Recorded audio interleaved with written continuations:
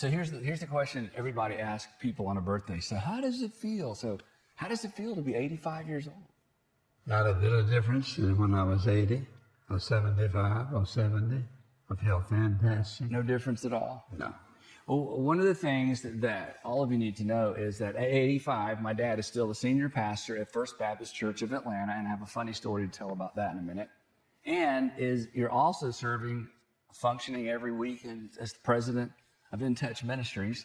And whereas most people have retired from a single career years ago, you are still maintaining two very, very important positions.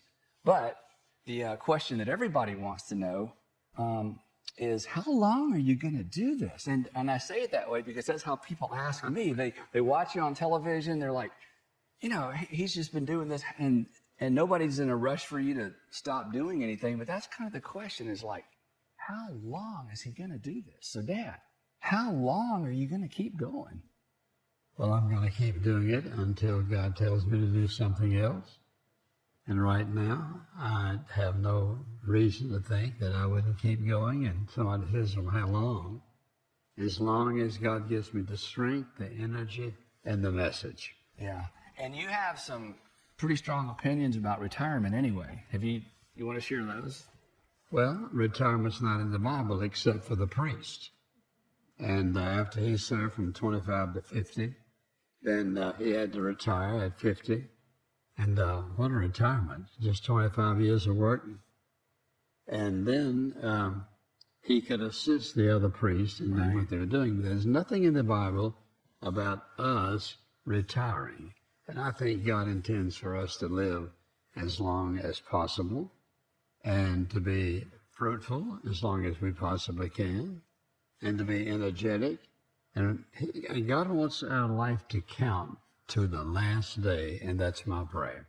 And the thing is, even if you were to retire, you wouldn't become inactive. You would still be doing something productive because you've always been productive. And so the fact that you've been able to not only continue to be productive, but continue to work and to continue to function in these incredible organizations that in one case you helped found really is inspiring to a whole lot of people who in their minds, 65 just kind of sort of like an end, and to be 85 and to still be doing what you're doing really is inspiring to a lot of folks. But not too long ago, my dad called me and he said, Andy, I would like to find a pastor who's you remember this? He said, Andy, I would like to find a pastor who's a little bit further ahead of me and ask them some questions. Remember that? And I said, Dad, I hate to break it to you. There aren't any. There are no pastors that are ahead of you that are still, the lead pastor in a local church. And you sort of said, yeah, I thought that might be the case. But then I said, but if you were to find one, what would you ask them? Do you remember what you said?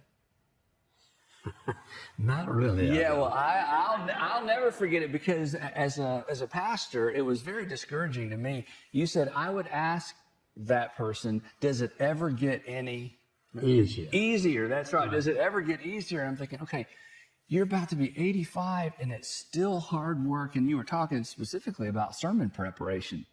And you just wondered, is it ever going to get easier? Last question, Dad.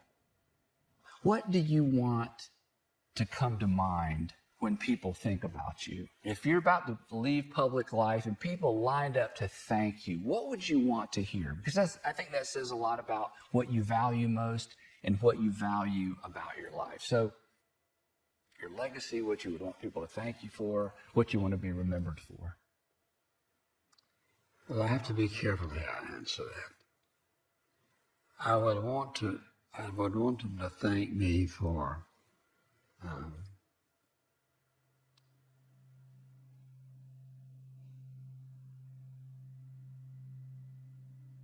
the godly life I desired to live and the truth that I've taught them all these years. In other words, I don't like talking about myself necessarily.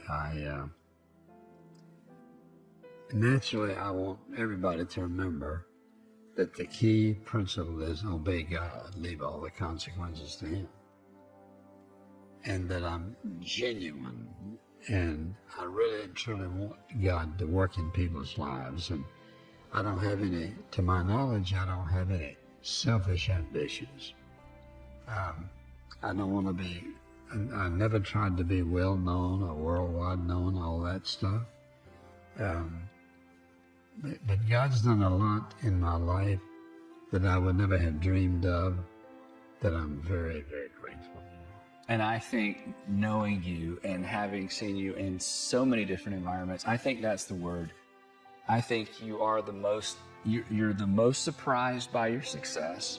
You're the most surprised by the breadth of the ministry.